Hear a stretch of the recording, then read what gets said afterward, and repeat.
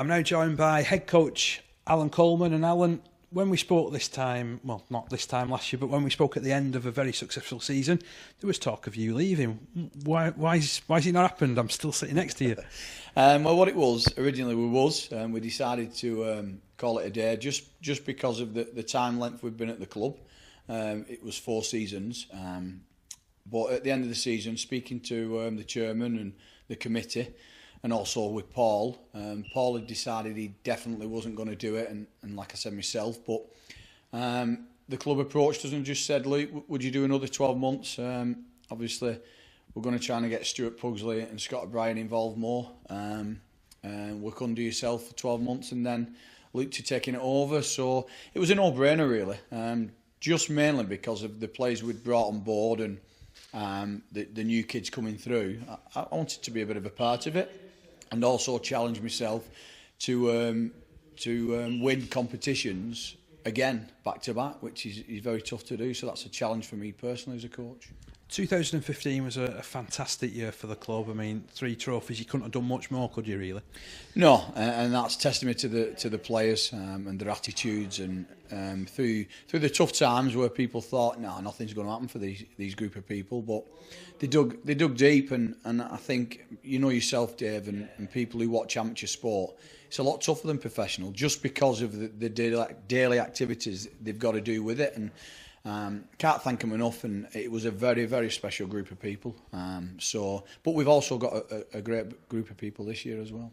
I did a similar type of interview with you last year where he asked for players who were coming through, who to look out for. I noticed you've got Ian Mort back from the professional game. Anybody else of note? Yeah, Morty's come on board, and fantastic attitude. You expect people come back from the professional game and I've done this, I've done that. I don't think he's missed a training session. He's talking to all the guys who are new to the club as though he's been here for 10 years. So massive plus for me and Stuart and Simon because of his talk alone, and great attitude. We've also got Lee Gittins back. That's less like having a new signing. I said this to him actually, yeah, because I mean it's been out, what, 20 months? Yeah, and he's had some bad injuries, and to be fair to the kid, he's another. He plays with his heart on his sleeve, and he plays tough. And unfortunately, you do that, you do get injuries. But he's come back, and he looks like he's never been away. He's training real tough, and he's played last week against Underbank and scored a try. And obviously, his confidence is booming. So that's great to have him back. And on another plus, we got told at the end of the year Johnny Howes was going to be out for 12 months. But we got told at the end of this week at training that he doesn't need an operation and he's fit to go. Blimey, that's like a new signing as well, isn't it? Yeah, because we'd made plans to do the season without him, and we all know of his quality and his class, so it's great for us on that point. Things are slowly but surely getting better, and then you've got the young kids coming through. Jordan Hill, who was at Lee last year for a brief spell, training real well with the guys, and he's enjoying it. He's only 18 years old. Phil McLaughlin, come from our 18-year-old. And then you look at likes of Mark Nicholson, who didn't play a lot of game time last year, but now will get a lot more because he's 12 months more experience. So the club's really healthy, but we know how tough it's going to be. Everybody wants to beat Leeds Manors, unfortunately now.